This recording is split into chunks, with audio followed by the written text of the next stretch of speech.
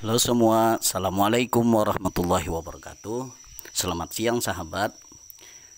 Pada pertemuan kali ini, pada perkuliahan hari ini kita akan menyaksikan pembahasan terkait al-munasabah di dalam Al-Quran ya.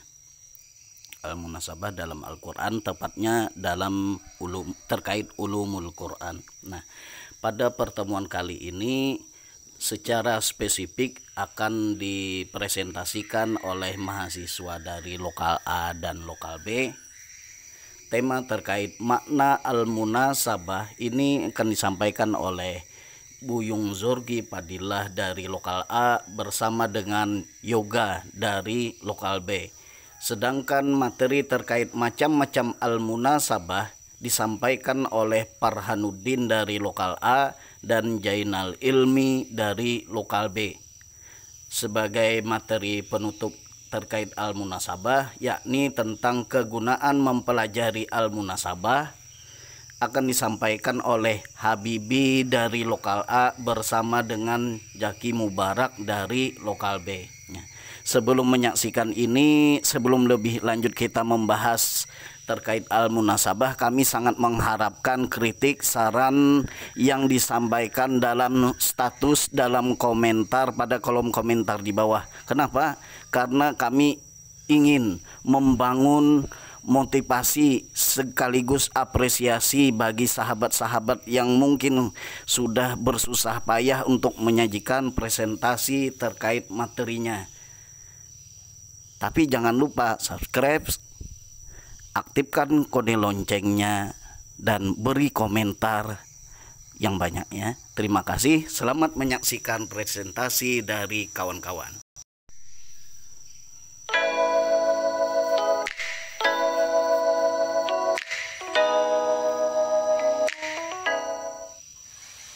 Bismillahirrahmanirrahim. Assalamualaikum warahmatullahi wabarakatuh.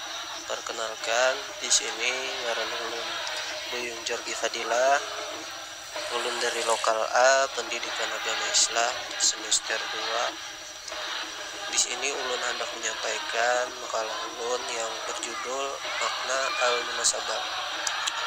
Tentang teori munasabah atau korelasi tampaknya berawal dari kenyataan bahwa sistematika Al-Quran sebagaimana terdapat dalam Mushaf Utsmani sekarang tidak berdasarkan atas fakta kronologis turunnya. Sehubungan dengan ini, ulama salaf berbeda pendapat tentang urutan surah di dalam Al-Quran. Segolongan dari mereka berpendapat bahwa hal itu didasarkan pada tauqifi dari Nabi Muhammad SAW. Golongan lain berpendapat bahwa hal itu didasarkan atas ijtihad para sahabat setelah bersepakat dan memastikan bahwa susunan-susunan ayat adalah taufiqi. Adapun golongan ketiga berpendapat serupa dengan golongan pertama, kecuali surah An-Anfal dan At-Taubah yang dipandang bersifat ijtihad. Al-Quran merupakan sumber acuan nilai, sikap, serta perilaku umat Islam. Sebagai acuan, tentunya Al-Quran harus dipahami terlebih dahulu, baru kemudian diamalkan. Upaya pemahaman Al-Quran tersebut dapat dilakukan berbagai cara, yaitu melalui ilmu asbab nuzul, munasabah, dan serta yang lain-lainnya. Jika di sini asbab nuzul mengaitkan satu atau sejumlah ayat dengan konteks sejarahnya, maka fokus perhatian ilmu munasabah ini yaitu antar ayat dan surat, bukan pada kronologis, historis, dan bagian-bagian teks, tetapi aspek pertautan antar ayat dan surat menurut urutan teks. Bagi para mufasir, ilmu munasabah lebih penting daripada ilmu asbab nuzul. Subhi As-Salih mengatakan, wajar jika penjelasan tentang munasabah didahulukan dari asbab nuzul, mengingat begitu banyak manfaat yang timbul dari ilmu munasabah. Apalagi kaidah tafsir mengatakan ukuran dalam memahami ayat adalah redaksinya yang bersifat umum bukan penyebab turunnya ayat yang bersifat khusus. Munasabah adalah ilmu yang baru dibandingkan dengan ilmu-ilmu Al-Quran lainnya. Tidak banyak mufasir yang menggunakan ilmu ini di dalam kitab tafsir mereka, karena ilmu ini dipandang sulit dan rumit. Selain itu, ilmu ini juga kurang diminati untuk dikembangkan. Seorang muslim tidak dapat menghindarkan diri dari keterikatannya dengan Al-Quran. Seorang muslim mempelajari Al-Quran tidak hanya mencari kebenaran ilmiah, tetapi juga mencari isi dan kandungan Al-Quran. Kemudian lanjut lagi ke pembahasan munasabah. Munasabah ini secara etimologi menurut As-Suyuti berarti al-musyakalah atau biasa disebut keserupaan, dan al-muqarabah atau biasa disebut dengan kedekatan. Istilah munasabah ini digunakan dalam ilat dalam bab qiyas dan berarti al-wasfal muqarib lil al-hukum atau yang biasa disebut gambaran yang berhubungan dengan hukum. Istilah munasabah ini diungkapkan pula dengan kata rab atau biasa disebut pertalian. Nah, menurut pengertian terminologi, munasabah dapat didefinisikan sebagai berikut. Munasabah adalah sisi keterikatan antara beberapa ungkapan di dalam satu ayat atau antara ayat pada beberapa ayat atau antara surat yang ada di dalam Al-Quran. Adapun menurut Al-Zarkasi, ini adalah salah satu tokoh yang munasabah adalah mengaitkan bagian-bagian permulaan ayat dan akhirnya, juga mengaitkan lafaz umum dan lafaz khusus atau hubungan antara ayat terkait dengan sebab akibat, ilat dan maklul, kemiripan ayat, pertentangan atau biasa disebut ta'arud dan sebagainya. Lebih lanjut lagi, dia mengatakan bahwa kegunaan ilmu ini adalah menjadikan bagian-bagian kalam saling berkait sebagai penyusunnya menjadi seperti bangunan yang kokoh yang bagian-bagiannya tersusun harmonis. Nah, adapun di sini salah satu tokoh juga menyuarakan, menurut Ibnu Al-Arabi, munasabah adalah keterikatan ayat-ayat Al-Quran sehingga seolah-olah merupakan suatu ungkapan yang mempunyai satu kesatuan makna dan keteraturan redaksi.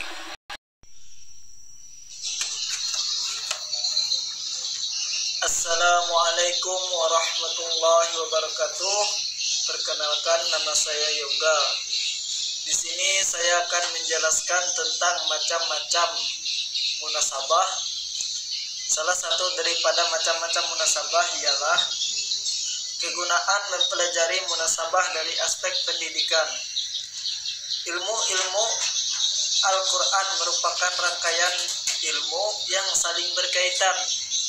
Di zaman Rasulullah SAW tidak ada spesialisasi disiplin ilmu tertentu seperti halnya munasabah karena hajat keperluan.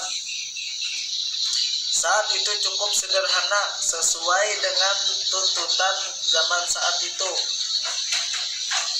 Kemajuan zaman menghendaki ada berbagai bahasan tertentu dalam bidang ilmu, termasuk ilmu munasabah. Ilmu munasabah merupakan ilmu yang sangat penting untuk dipelajari. Dengan mempelajarinya, maka seseorang akan dapat memahami Al-Quran dengan lebih baik, karena ilmu ini akan menjelaskan secara sederhana interkoneksi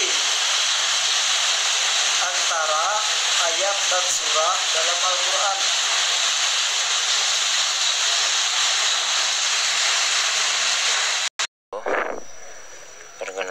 nama saya Farhanuddin.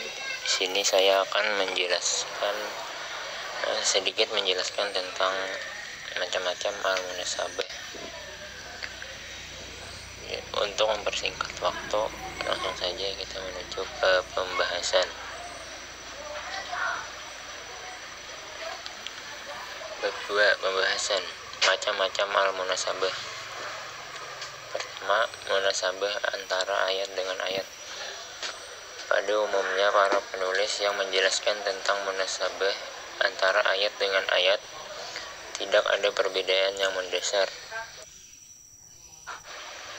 Nama yang menulis umumnya sepakat bahwa hubungan antara ayat dengan ayat dapat menjadi tuntas manakala dijelaskan oleh ayat-ayat berikutnya yang berfungsi baik sebagai penekanan, lanjutan dan penjelasan, pengecualian dan pembatasan, atau menengahi dan mengakhiri pembicaraan. Menurut Jalaluddin Al-Suyuti, munasabah antara ayat dengan ayat ada kalanya samar dan seakan-akan berdiri sendiri. Munasabah yang seperti ini perlu diketahui dengan adanya huruf ataf. Munasabah antara ayat dengan ayat yang tidak perlu diperkokoh oleh huruf ataf diwujudkan melalui hubungan makna atau qarain maknawiyah. Hubungan ini terjadi disebabkan adanya korelasi ayat-ayat yang mengandung unsur-unsur perbandingan atau al-tanjir, perlawanan atau al-audadah, penjelasan lanjutan atau istirat, dan perpindahan atau takhalus. 4 unsur hubungan maknawi tadi dijelaskan oleh Al-Suyuti secara tuntas dan gamblang. Munasabah ayat-ayat yang mengandung unsur-unsur perbandingan atau al-tanjir dapat dilihat antara surat Al-Anfal ayat 5 dan dengan ayat sebelumnya. Munasabah ayat dengan ayat yang mengandung unsur perlawanan atau al-audadah terdapat dalam surah Al-Baqarah ayat 6 dengan ayat sebelumnya. Dalam kedua surat ini masing-masing dijelaskan sifat orang mukmin dengan sifat orang kafir. Surat Al-Baqarah ayat 6 menjelaskan karakter orang kafir yang suka membangkang peringatan Tuhan, sedangkan dalam surat sebelumnya atau Al-Baqarah ayat 5 dijelaskan karakter kaum beriman yang selalu patuh dan mendapat keberuntungan. Pertentangan ini dimaksudkan untuk mengingatkan perintah Al-Quran dan mengamalkannya, serta memotivasi untuk orang yang beriman. Munasabah yang berbentuk istitrat atau penjelasan lanjutan diungkapkan dalam surat Al-A'raf ayat 26. Surat Al-A'raf ayat 26 ini menurut Al-Suyuti dengan mengutip pendapat Al-Jamakhsyari diletakkan setelah ayat yang menjelaskan tentang terbukanya aurat dan penutupannya dengan daun. Peletakan ini dimaksudkan untuk memaparkan penciptaan pakaian berupa daun merupakan karunia Allah, sedangkan telanjang adalah perbuatan terhina dan menutup aurat adalah pintu besar untuk memasuki takwa. Bentuk yang terakhir adalah munasabah ayat-ayat yang mengandung unsur takhalus. Model munasabah ini adalah hubungan ayat-ayat yang melukiskan kisah runtut yang berpindah-pindah dari awal topik kisah ke topik kisah lanjutan yang direkam secara halus. Hubungan kisah ini terdapat dalam surat Al-A'raf yang mengawali untaian kisah tentang para nabi dan umatnya di masa lampau, dilanjutkan dengan kisah Nabi Musa dan 7 orang pengikutnya serta doa yang diperuntukkannya sampai dengan kisah Nabi Muhammad dan umatnya. Yang kedua ada munasabah antara surat dan surat. Literatur yang menjelaskan munasabah antara surat dengan surat ini masih sangat terbatas. Para ahli telah mengakui adanya kendala atau kesulitan dalam membahas bidang munasabah ini. Kesulitan ini menurut Hasbi As-Siddiqi karena sedikit sekali para mufassir yang menjelaskan aspek munasabah antara surat dengan surat. Kalaupun hal itu dijumpai, lanjut Al-Siddiqi, sebagian mufassir hanya melakukan berdasarkan hal-hal yang dicari-cari. Pembahasan bidang munasabah ini akan dibagi dalam 3 kelompok. Pertama, munasabah antara surat dengan syarat lainnya. Kedua, munasabah penutup suatu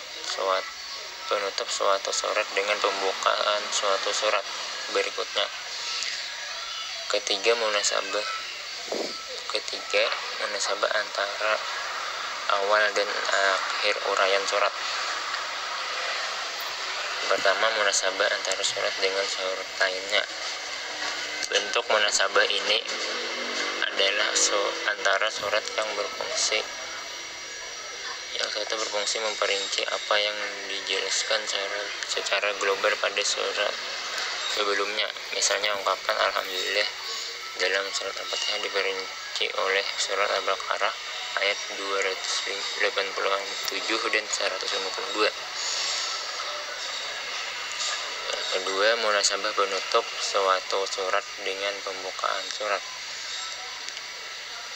Munasabah bentuk ini dapat dilihat antara awal surat Al-Baqarah dan dengan akhir surat Al-Fatihah. Munasabah antara kedua surat tersebut terlihat karena adanya manusia yang memohon hidayah, jalan yang lurus kepada Tuhan. Permohonan itu kemudian dijelaskan atau diperinci oleh surat Al-Baqarah ayat 1-2 yang bahwa jalan yang lurus itu adalah Al-Quran atau Alkitab. 3. Munasabah antara awal dan akhir uraian surat.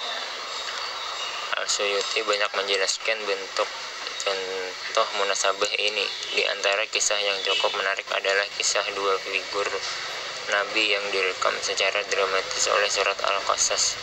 Kisah yang bermisi profetik ini diawali oleh kegigihan perjuangan Nabi Musa menghadapi kekejaman Firaun. Nabi Musa berhasil keluar dari kota berbahaya atau Mesir berkat pertolongan Tuhan. Di akhir surat Allah menyampaikan berita gembira kepada Nabi Muhammad SAW yang menghadapi ancaman kaumnya dan janji Allah atas kemenangannya. Kemudian di puncak surat ini dikisahkan bahwa Nabi Musa tidak akan menolong orang-orang berdosa, dan di ujung surat Nabi Muhammad tidak diperkenankan menolong orang-orang kafir. Hubungan korelatif antara awal dan akhir surat ini terlihat pada sisi kesamaan peristiwa perjuangan dan kondisi yang dihadapi oleh Nabi Musa dan Nabi Muhammad SAW. Munasabah ini akan dibagi dalam 3 kelompok. Pertama, munasabah antara surat dengan surat lainnya. Kedua, munasabah penutup suatu surat dengan pembukaan surat berikutnya. Ketiga, munasabah antara awal dan akhir uraian surat. Pertama, munasabah antara satu surat dengan surat lainnya. Misalnya ungkapan Alhamdulillah dalam surat Al-Fatihah diperinci oleh surat Al-Baqarah ayat 287 dan 152. Yang kedua, munasabah penutup suatu surat dengan pembukaan surat. Munasabah bentuk ini dapat dilihat antara awal surat Al-Baqarah dengan akhir surat Al-Fatihah. Selanjutnya yang ketiga, munasabah antara awal dan akhir uraian surat. Contoh munasabah awal dan akhir surat yang terdapat dalam surah Al-Mu'minun.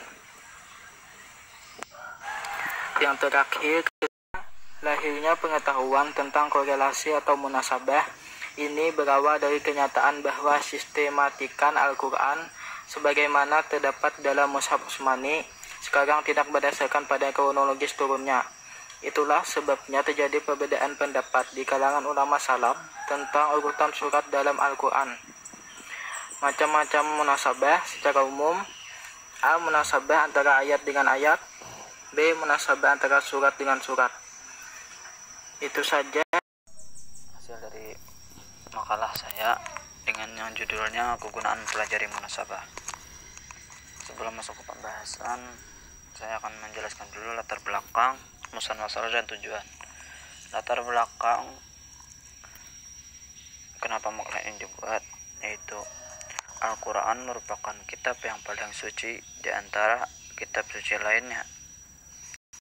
Dengan pelajari munasabah, kita bisa menepis anggapan orang yang menganggap bahwa tema Al-Quran itu kehilangan relevansi. Yang kedua, mengetahui persambungan dan hubungan korelasi antara bagian Al-Quran, baik antar kalimat atau antar ayat maupun antar surat, sehingga kita bisa memperdalam pengetahuan tentang kitab Al-Quran dan memperkuat keyakinan kita terhadap kewahyuan dan kemukjizatannya.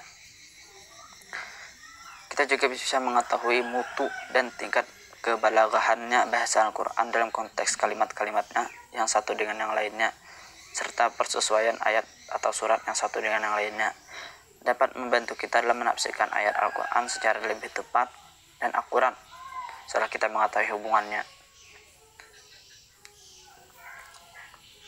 Dalam mempelajari munasabah perlu adanya suatu metodologi untuk menelitinya dan juga metode yang jelas. Menurut Al-Jarkashi yang dikutip dari pendapat Nana Khalil Al-Qatan bahwa ilmu munasabah adalah untuk menguatkan hubungan suatu pembicaraan yang dibahas sehingga bentuk susunannya menjadi kokoh dan saling bersesuaian. Jadi dapat disimpulkan bahwa pentingnya mempelajari munasabah itu sama pentingnya dengan mempelajari asbabun nuzul serta ilmu tafsir, karena bisa memperkuat seseorang untuk memahami isi kandungan yang ditafsirkan. Assalamualaikum warahmatullahi wabarakatuh. Saya akan menerangkan makalah yang saya buat, yang saya ambil dari beberapa narasumber yang berhasil saya susun dan saya rangkum menjadi ada beberapa halaman, sekitar 6 halaman. Jadi makalah ini ada beberapa bagian, yaitu pendahuluan, pembahasan, dan kesimpulan.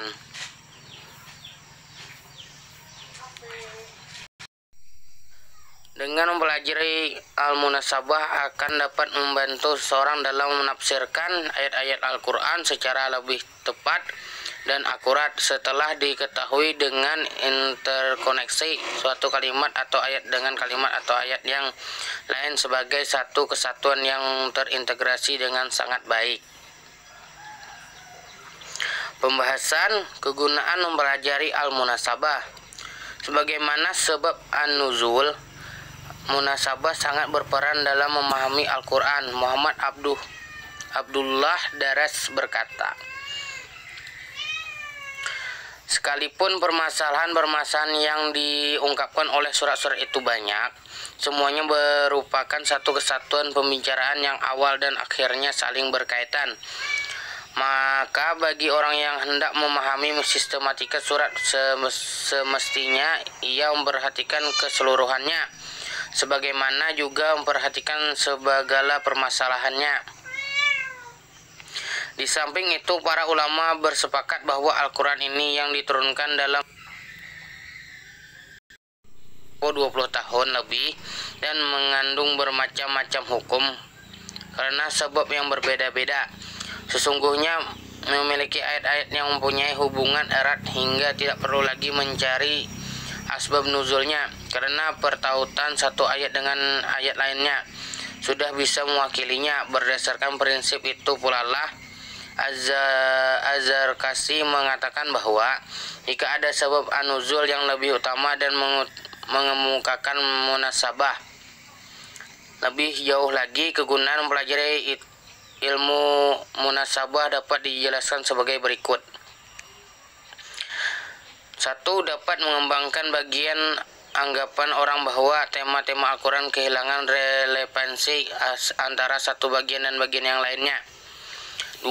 Mengetahui atau bersambungan hubungan antara bagian Al-Quran baik antara kalimat atau antar ayat maupun antar surat, sehingga lebih memperdalam pengetahuan dan pengenalan terhadap kitab Al-Quran dan memperkuat keyakinan terhadap kewahyuan dan kemukjizatannya. 3. Dapat diketahui mutu dan tingkat kebalaghahan bahasa Al-Quran dan konteks kalimat-kalimatnya yang satu dengan yang lainnya, serta persesuaian ayat atau surat yang satu dari yang lain. 4. Dapat membantu dan menafsirkan ayat-ayat Al-Quran setelah diketahui hubungan suatu kalimat atau ayat dengan kalimat atau ayat yang lain. Demikianlah cuplikan presentasi dari sahabat-sahabat kita. Kita lanjutkan diskusi dalam kolom komentar. Mari kita mulai diskusinya.